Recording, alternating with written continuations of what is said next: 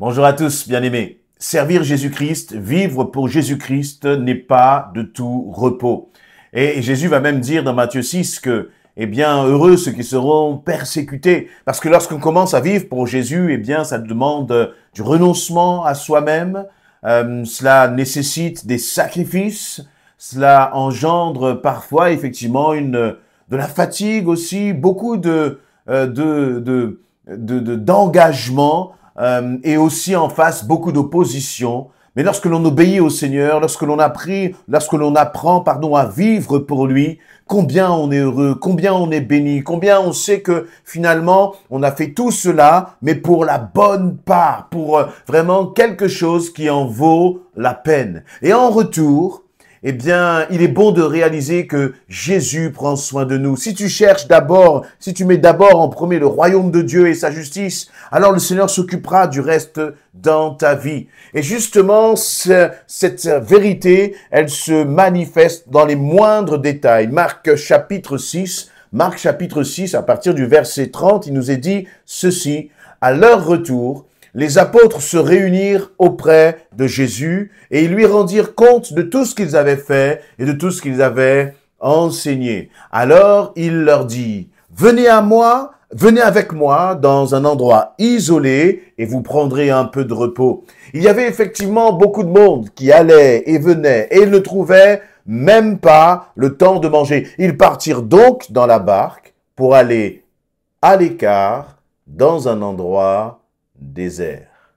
Donc dans ce passage, il nous est dit que les apôtres sont revenus vers Jésus et lui ont rendu compte de ce qu'ils avaient fait, de ce qu'ils avaient enseigné. Que s'est-il passé en fait quelques versets plus haut?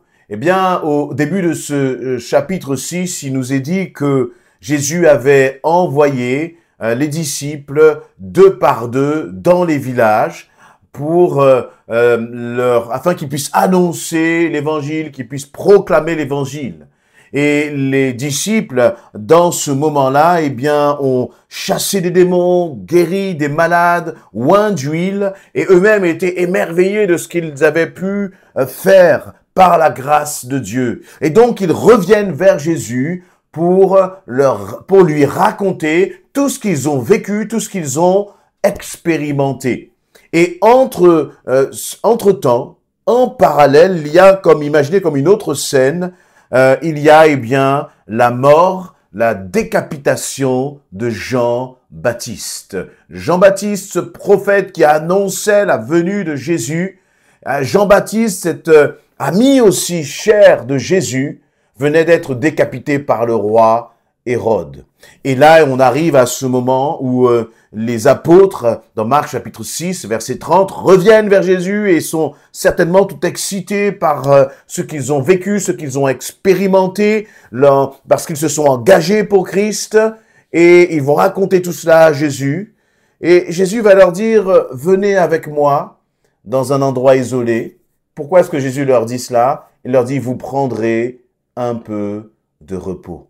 Et je suis interpellé par cette image de Jésus qui lui-même a dit: venez à moi, vous qui êtes fatigués et chargés, je vous donnerai du repos.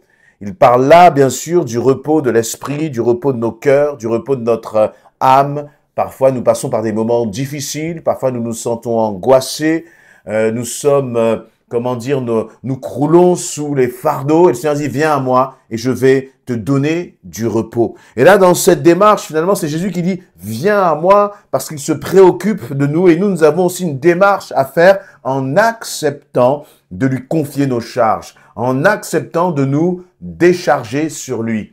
Et là, ce qui est intéressant et qui m'interpelle dans ce passage que je viens de lire, c'est que les disciples viennent vers Jésus, non pas pour trouver du repos, mais ils viennent vers Jésus pour raconter tout ce qu'ils ont vécu lorsqu'ils ont été de village en village, tout ce qu'ils ont expérimenté, les guérisons et les délivrances. Et Jésus les écoute et on peut imaginer la scène. Et à un moment, il leur dit: venez avec moi dans un endroit isolé et vous prendrez un peu de repos. Parfois, nous avons du mal à nous reposer. Parfois, nous avons du mal à trouver même un équilibre dans nos activités. Et là, ce qui est intéressant, ce n'est pas que les disciples, les apôtres étaient en train de pécher du poisson, ce n'est pas qu'ils étaient en train de travailler pour eux-mêmes, mais ils étaient en train de travailler pour le royaume de Dieu. Ils travaillaient, ils s'investissaient au salut des âmes. Et on aurait pu penser que Jésus leur dit, mais ne vous arrêtez pas, continuez. Il y a tant d'âmes qui vont mourir, il y a tant d'âmes qui ne connaissent pas encore Jésus-Christ. Ce n'est pas le moment de se reposer. Ce n'est pas du tout le discours que Jésus leur a tenu. Jésus les a regardés. Et Jésus finalement a eu cette bienveillance en prenant soin d'eux. Parfois, vous pouvez vous engager et travailler dans l'Église, vous engager dans l'Église, servir le royaume de Dieu, servir les frères et les sœurs à travers toutes sortes d'activités. Et c'est une bonne chose. Et on le fait avec amour, on le fait avec joie. Comme là, les disciples, finalement, ils servaient le Seigneur avec joie. Mais ce qui est bon, c'est que Jésus a dit à ses disciples, eh bien là, venez, on va aller dans un endroit isolé parce que vous avez besoin de repos. Alors que Jésus, lui, allait de ville en ville, de village en village. Il ne cessait, ne se reposait pas. Mais lorsqu'il regardait les autres, lorsqu'il regardait les disciples, lorsqu'il regardait ses serviteurs, lorsqu'il regardait finalement ceux qui servaient pour le royaume de Dieu, il a eu cette compassion, il leur a dit, venez, vous prendrez un peu de repos. Venez avec moi dans un endroit isolé. Et parfois, ce que je disais, c'est que nous ne savons pas nous arrêter. Nous ne savons pas être équilibrés. Je dis nous parce que je suis, concerné par cela. Mais il est bon aussi de savoir se poser. Il est bon de savoir s'isoler pour finalement être un temps dans la présence du Seigneur. Vous voyez, et ce qui est intéressant, c'est que ils ne se sont pas isolés seuls, chacun dans son coin, mais c'est ensemble. Et j'aime cette idée-là aussi. C'est-à-dire de sortir un peu du brouhaha du monde, sortir un peu du brouhaha, même du service, pour se reposer et être dans l'intimité avec Jésus-Christ. Parce qu'il nous est dit, il y avait effectivement, toujours au verset 31, beaucoup de monde qui allait et venait et ne trouvait même pas le temps de manger. Parfois même, on pourrait s'enorgueillir de se dire, je n'ai pas le temps de me reposer, je n'ai pas le temps de m'arrêter, je n'ai pas le temps de manger, parce que je dois servir le Seigneur. Mais je ne crois pas que c'est ce que le Seigneur nous demande. Le Seigneur nous amène à vivre une vie, c'est vrai, passionnée pour lui, une vie engagée pour lui, mais en même temps, c'est comme un marathon. Vous voyez, il faut être équilibré. Et donc, le Seigneur a vu là que ces hommes n'avaient pas pris le temps de manger. Parce qu'il y avait beaucoup de monde, c'est-à-dire qu'il y avait une charge importante. Ils étaient très certainement très sollicités. Mais là encore, une fois, il y a un temps pour chaque chose. Il y a un temps pour travailler, il y a un temps pour servir, et il y a aussi un temps pour se poser, un temps pour se reposer. Et ce qui est bon, c'est de réaliser que, eh bien, tu n'as pas à culpabiliser de te mettre un peu à l'écart pour te reposer, pour manger simplement. Vous voyez, pour des choses qui sont élémentaires. Et parfois, nous sommes tellement spirituels que même ces choses élémentaires, nous les considérons comme charnelles alors qu'elles sont normales. Et Jésus prend soin de cela. Et c'est intéressant de voir que Jésus va prendre soin de ses disciples. Il va parler de manger avec eux. Et puis ensuite, finalement, lorsqu'il va les emmener sur la barque, ils vont être un peu isolés, être un peu au calme, finalement, pour se ressourcer. Et parfois, nous avons aussi besoin de nous ressourcer, de ne pas courir après le rythme de ce monde, mais je vais rajouter quelque chose, de ne pas courir non plus aussi après le rythme de l'Église et des besoins de l'Église. Ne pas courir après le rythme des besoins des frères et des sœurs, mais de savoir aussi se poser pour être renouvelé, restauré, fortifié. Et c'est important. Et c'est bon de voir que Jésus veille sur nous, veille sur toi. Jésus veille sur nous, sur ses enfants. Il prend soin de nous. Et là aussi, il faut savoir écouter le Saint-Esprit lorsqu'il nous parle. Ne pas tout le temps agir par notre chair, réfléchir par notre chair. Il faut savoir, entre guillemets, parfois débrancher un peu pour se connecter sur le Seigneur. Et c'est important. Et c'est important. Parfois, on est tellement spirituel que l'on va considérer que même d'avoir un temps de rigolade, un temps de de partage, de fraternel avec des frères et des sœurs. Alors peut-être que je vais vous choquer, mais sans forcément ouvrir sa Bible.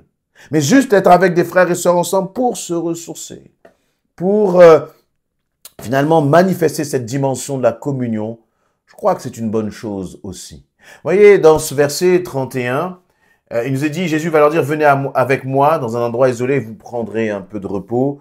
Il y avait effectivement beaucoup de monde qui allait et venait, ils ne trouvaient même pas le temps de manger. Il ne nous est pas dit que Jésus allait se retirer avec eux pour prier.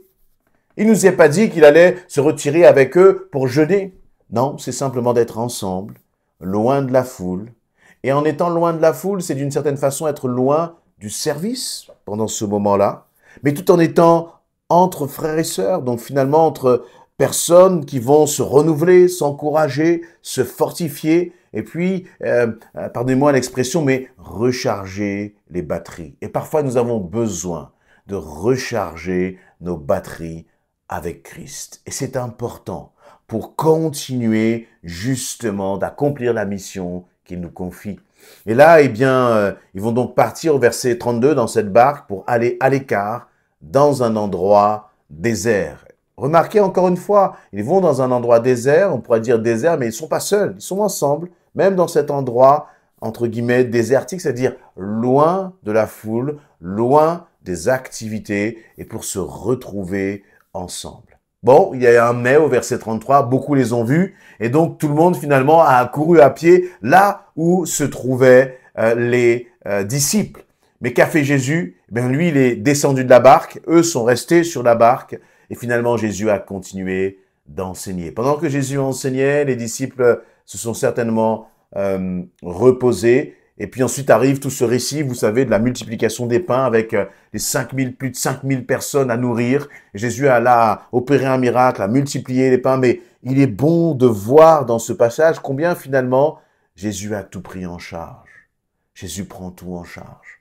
Parfois nous sommes fatigués, parfois nous sommes chargés, et nous voulons continuer et porter la charge nous-mêmes, et ça peut être une charge pour ta famille. Vous voyez, parfois on peut être dans une famille avec un mari inconverti, une épouse inconvertie, des enfants où la situation est difficile et on veut tout porter soi-même par ses propres forces. Mais je crois que nous avons besoin d'apprendre, chacun pour notre part, dans ces situations, à simplement nous reposer sur Jésus-Christ. Et vous voyez, nous pouvons raconter beaucoup de choses au Seigneur, des exploits, des choses merveilleuses que l'on a racontées, mais lui, il va nous dire à un moment, écoute mon enfant, calme-toi, laisse ces choses de côté et viens te reposer dans ma présence. Amen.